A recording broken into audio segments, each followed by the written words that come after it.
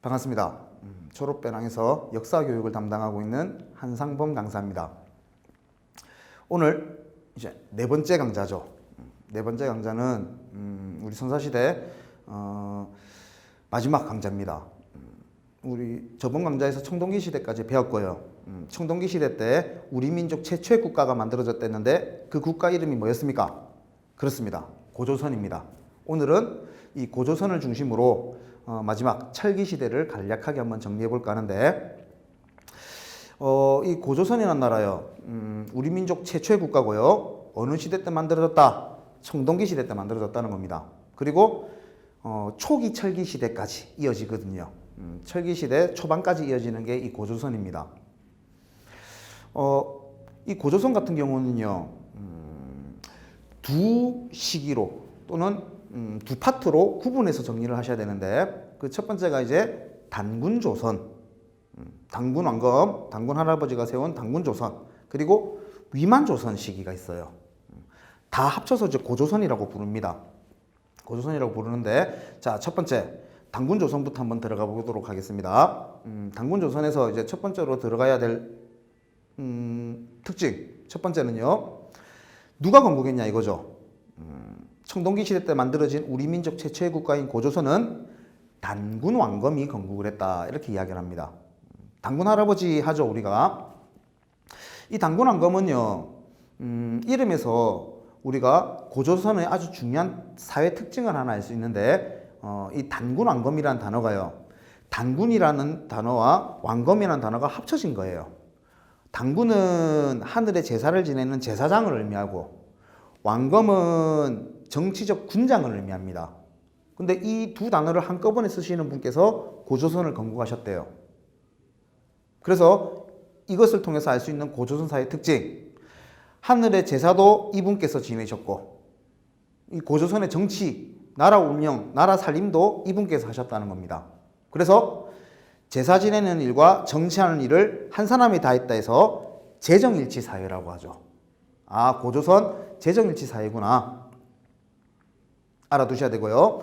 두 번째는 이 단군왕검이라는 분은 이 세상에 어떻게 나오게 됐냐, 이 고조선이라는 나라는 어떻게 건국이 되었냐 라는 것을 알 수 있게 해주는 이야기가 있습니다. 단군의 건국 이야기, 단군 신화라고 하죠. 간략하게만 이야기를 한번 해보면요, 하늘에 신이 있어요. 환인이라고. 그 환인의 아들이었던 환웅이 우리나라 땅덩어리로 내려옵니다. 한반도로. 내려와가지고 이제 다스리려고 하죠. 비를 부르는, 비를 담당하는, 구름을 담당하는, 바람을 일으키는 이런 신들을 데리고 한반도 땅덩어리로 내려왔습니다. 그리고 이때 곰하고 호랑이가 인간이 되게 해달라고 찾아오죠. 그래서 우리 환웅께서 뭘 던져줍니까? 쑥과 마늘을 던져줬죠. 그래서 동굴에 가서 100일을 버텨라. 그러면 인간이 될 것이다. 그랬는데 호랑이는 버티지 못하고 뛰쳐나오고요. 곰은 기록으로 전해지는 게 21일 만에 웅녀라는 여자로 변했다는 겁니다. 그래서 이 환웅과 웅녀가 결혼을 해서 낳은 자식이 단군왕검인 거죠. 이게 단군 신화인데, 이 이야기가요, 어느 역사책에 지금 실려져 있냐면 고려시대 때 이련이라고 하는 승려가 지은 역사책이죠. 삼국유사에 전해집니다. 그러면 이 이야기를 통해서 우리가 알 수 있는 여러 가지 특징들이 있겠죠. 하늘의 신을 모시는 천신 사상을 가진 부족과 곰을 숭배하는 부족. 곰을 숭배하는 부족 우리 뭐라고 합니까? 토테미즘이라고 합니다. 그래서 곰 토테미즘과 천손 사상이 결합을 해서 만들어진 나라가 고조선이라는 거죠. 또 비, 구름, 바람, 뭐랑 관련이 있죠? 농경과 관련이 있는 겁니다. 아, 고조선 농경사회구나, 정리하시면 되겠죠. 자, 이게 단군 신화고요. 그러면 이 단군 왕검은 이 고조선을 건국할 때 목표가 있었습니다. 목적, 이념이라고 하죠. 건국 이념. 홍익인간입니다. 널리 인간을 이롭게 하겠다라는 것을 목적으로 고조선을 세웠다라고 얘기를 하죠. 그리고 지금 화면에 보시면요, 지도가 하나 나오는데 고조선의 세력 범위를 알 수 있게 해주는 겁니다. 세력 범위. 세력 범위는 요령지방에서부터 만주 일부 지역과 한반도 북부까지다라고 이야기를 하는데요. 이걸 보면서 막 요령지방, 중국의 요령지방, 뭐 한반도 북부까지 막 밑줄 치고 외우실 게 아니라 딱 지도 보시면서 넓었네 하시면 돼요. 대신에 무엇을 기억해야 되냐면 이렇게 세력 범위가 넓었다는 사실을 알 수 있게 해주는 증거가 있거든요. 유물이 있습니다. 책에 따라서 조금씩 다른데 세 가지를 드는 드는 책들도 있고요. 두 가지를 드는 책들도 있습니다. 일단은 두 가지는 반드시 알아두셔야 돼요.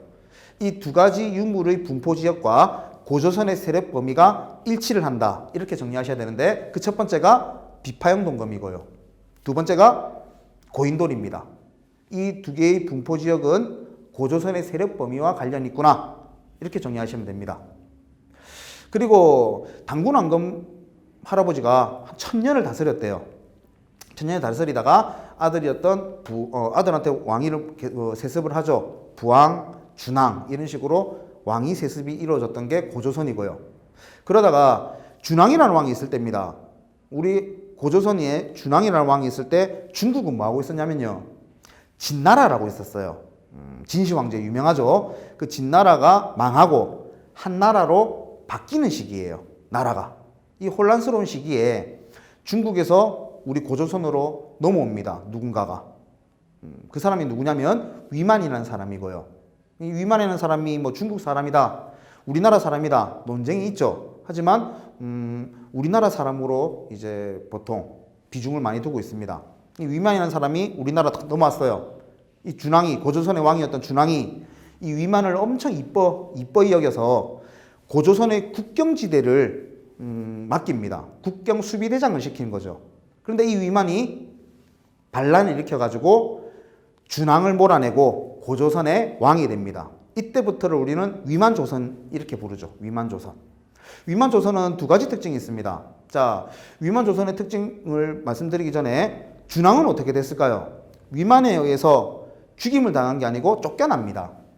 남쪽으로 쫓겨나서 우리 철기시대, 초기 철기시대 때 등장하는 만의 왕이 되는데 이 남쪽에, 한반도 남쪽에 있는 이 나라와 중국 한 나라가 교역을 하는 것을 중간에서 우리 위만조선이요, 중간에서 중개무역으로 돈을 엄청나게 벌어요. 이게 위만조선의 특징입니다. 첫 번째 특징, 중개무역. 그리고 청동기 시대 때 만들어진 나라가 고조선인데 위만이 집권했을 때부터는 중국으로부터 철기 문화를 본격적으로 막 받아들이기 시작했어요. 이 두 가지 특징만 알아두시면 됩니다. 위만조선의 특징, 중개무역, 그 다음에 철기 문화를 본격적으로 받아들였다. 그런데 잘 보십시오.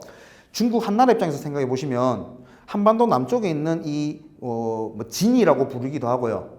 이 남방에 있는 나라와 교역을 직접 하면 훨씬 더 이득이 많이 남을 텐데 중간에 위만조선 때문에 골치가 아프다는 겁니다. 그래서 이 중국 한나라의 무제가 한무제라고 하는 황제가 우리 고조선에 침략을 했어요. 이 침략에 의해서 우리 고조선의 수도라고 하는 왕검성이 함락당하고요, 멸망하게 되는 게 고조선입니다. 중국 한나라의 침략으로 멸망을 했다. 이게 고조선이죠. 그럼 마지막으로 이 고조선이라는 나라는 국가를 했죠. 우리 민족 최초의 국가입니다. 그러면 우리 지금 대한민국도 국가죠. 대한민국 같은 경우는 사회를 안정시키고 질서를 유지시키기 위해서 여러 가지 법들을 만들어 놨을 겁니다. 형법, 민법, 상법, 행정법, 여러 가지 법들이 있죠. 고조선도 국가이기 때문에 사회를 안정시키고 질서를 유지시키기 위해서 법이 있었어요. 그 법이 8개의 조문으로 이루어져 있었다 해서 8조법이라고 하는데 현재 전해지고 있는 조문은 3가지 조문밖에 없답니다. 이 세 가지 조문을 통해서 우리는 또 고조선의 특징을 알 수 있는데요. 첫 번째, 사람을 죽인 자 죽여버리겠다. 사형에 처하겠다. 생명을 존중했다는 걸 알 수 있죠. 두 번째, 남의 신체에 해를 가한 자, 상처를 입힌 자 곡물로 갚아라. 곡물이 있다는 말은 농사를 지었다는 이야기고요. 또 내가 예를 들어서 제가 사고를 쳤어요. 남의 신체에 해를 가했어요. 제곡식으로 갚았겠죠. 제곡식이 있다는 말은 사유재산이 인정됐다는 이야기입니다. 세 번째, 남의 물건을 훔친 자, 절도입니다. 노비로 삼겠답니다. 여기서 중요한 단어는 노비겠죠. 노비란 말은 불임을 당하는 사람이고요. 당하는 사람이 있단 말은 부려먹는 사람이 있다는 소리입니다. 아, 고조선은 계급사회였구나 라는 걸 알 수 있게 해주는 거죠. 그리고 마지막으로 노비가 되기 싫거든 50만 전을 내라는 말이 있어요. 아, 고조선이라는 나라에서도 화폐라는 게 사용됐구나 라는 것을 알 수 있다면 알 수 있게 해주는 거죠.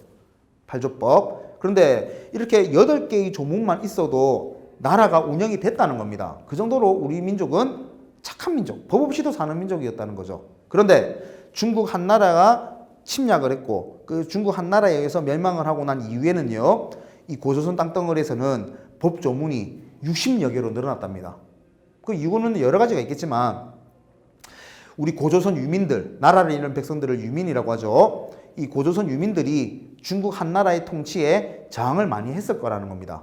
그러다 보니까 법 조문이 이렇게 늘어났다는 건데 8개의 조문, 8조법에서 60여 개의 조로 늘어나게 됐구나 까지 정리하시면 고조선, 이 정도 정리하시면 될 것 같고요.